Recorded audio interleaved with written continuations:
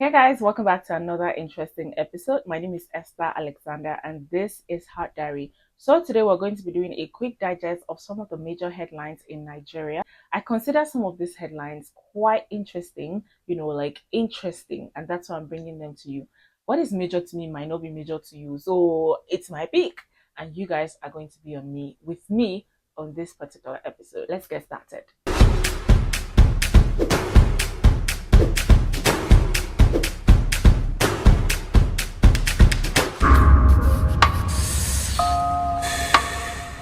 So VDM called out Senate President Akpabio for jetting off to Pope Francis' funeral in Rome amidst the escalating insecurity in Nigeria.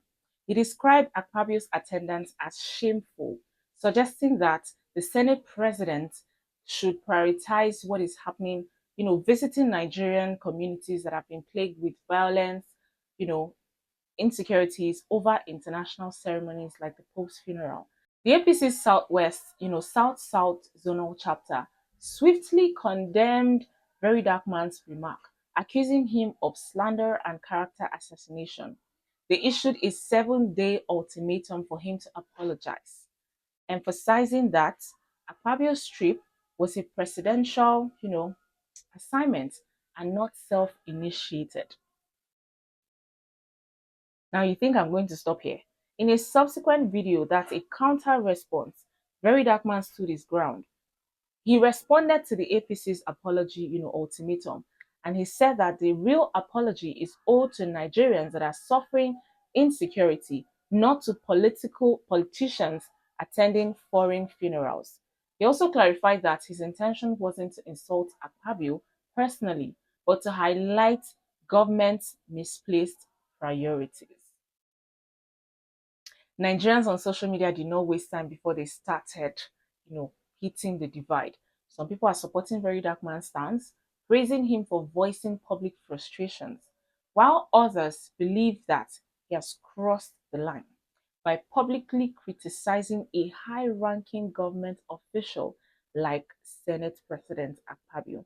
The debate actually underscores the tension between governmental accountability and respect for authority.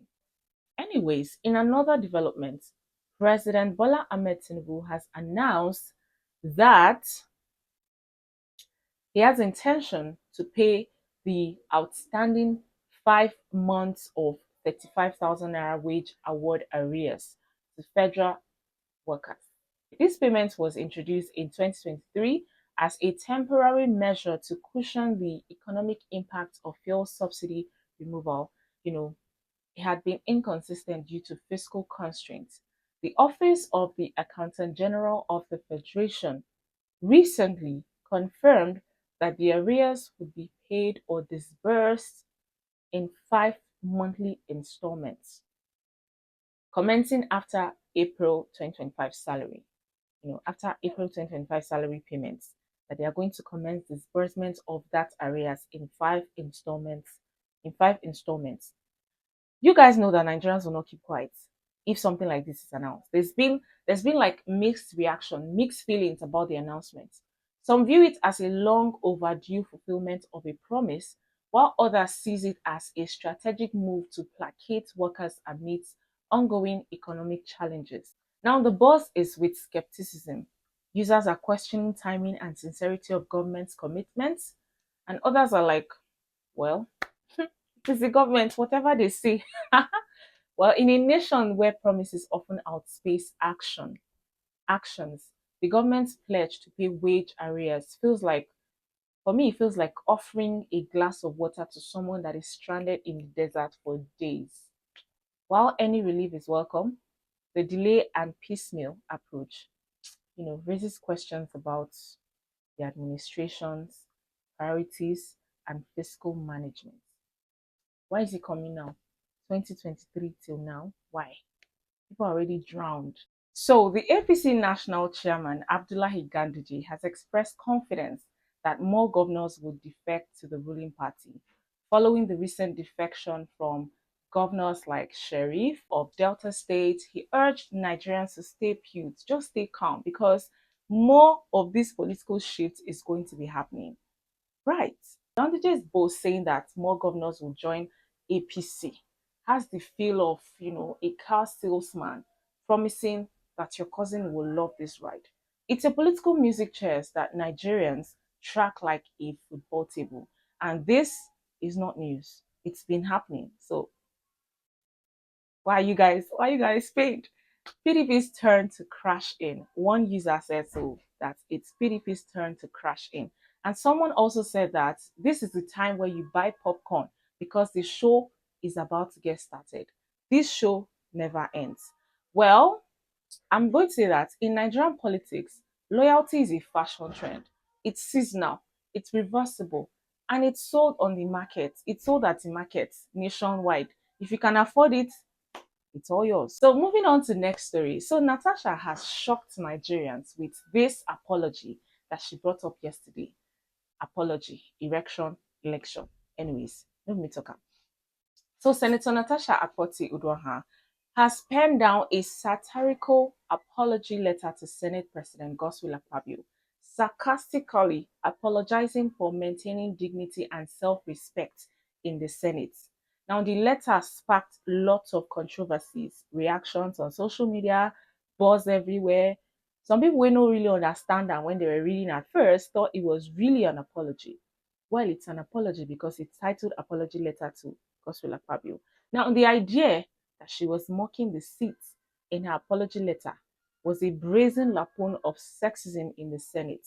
It also cracked open national conversation on power, patriarchy, and the price of principle. You guys, Nigerians will always react. One person said that we are all nailed with Natasha. You know, we are all in for Natasha, sort of. And others are saying that if only apologies like this will come with such bites in Abuja. But my question is, why did you mention Abuja in particular? What's going on? I'm not in the loop. What's happening? What is happening? Well, she didn't just take a break. She didn't just break the glass ceiling. She peed on the glass ceiling. Because tell me, what is this apology? What is this kind of apology? Natasha, please come and explain to us. Anyways, moving on from that story, we also have that domestic violence reckoning.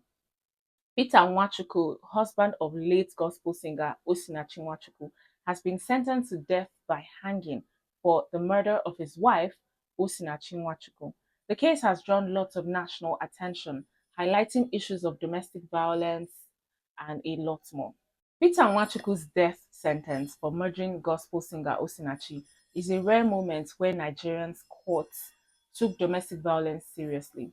Now, it's grim overdue justice, but the fact still remains that it's so exceptional that it speaks volume about the system failure.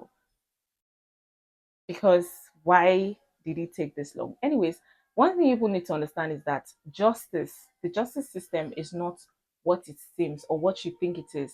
Sometimes some cases might take years before they come to a conclusion. So patience is a virtue when it comes to the justice system. Away from that, Shallipopi is angry. Oh. Shally, what's going on? Shallipopi is angry about the Hades Award. After winning Best Rap Single but receiving only a handshake, Shallipopi has vowed never to attend the award again. He said, I don't want an award, and he promised never to attend again. Nigerians roasted the ceremony's chaos, and next time they'll just hand out a high five. I beg. What does that even mean? Do you remember Chidima Ojukwu, a 300 level mass communication student at the University of Lagos? She has recently testified before Justice Yetunde Adesanya at the Lagos State High Court. She recounted discovering Ataga's, lifeless body in a pool of blood upon returning to their, short-let apartments in Lekki. That's on June 15, 2021. According to her, she was overwhelmed by fear. She fled the scene without reporting the incident to the police. And this is because she claimed that her decision was influenced by stories that she's heard of individuals who, after reporting a case or a crime, ended up being accused of the crime themselves. Something is fishy. Something is fishy. Well, people are responding to Chidima's testimony. It's been mixed, like I always say. Some people are saying that, oh, yes, we empathize with you, my dear.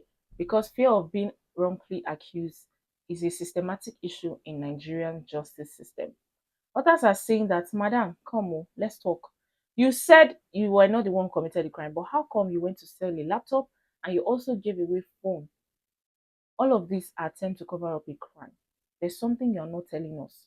The case has reignited discussions on the treatment of crime reporters and the importance of legal counsel during police interrogation. Now to another story. Nigerians have been crying blood ever since this whole CIVEX Ponzi scheme. Adefowora, Olanipekun, and co. finally turned themselves in for alleged bleeding Nigerians of over $1 billion via CBEX, an anti-graft drama that's part thriller, part tragic comedy. There's been crying and wailing. EFCC's half-year slow chase, followed by an Insta-worthy surrender, smells more of like improvisation than strategy. Because tell me why all of this have been happening under the nose of EFCC all of this time. They finally surrendered just in time for election season amnesty. This is one reaction from one user on social media. Another one said that, can influencers be next? Because we have bloggers and other people that also hawked this scheme on their head like Gala. Abi, so how come all of this time nobody knew that it was Ponzi? Well, into entertainment, Sunny Ade is missing.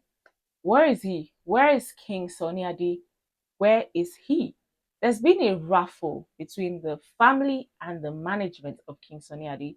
Tensions are rising among the children of the legendary Juju musician King Sunny Ade, who reportedly has gone missing. And the odds of his whereabouts, according to his family members, is in the hands of his manager. They've accused his manager of keeping him away from the family, lots of things. And I'm like, what's going on? What's this family? What's really going on? What's going on? You guys, please tell us what's going on. Anyways, guys, let me know what you think about all of the stories that have been brought to you in the comment section. I'll be there reading and replying to all your comments. I want to know what you think. What's your favorite story? And what story do you really reckon with? Which of these stories are you about to break someone's head for?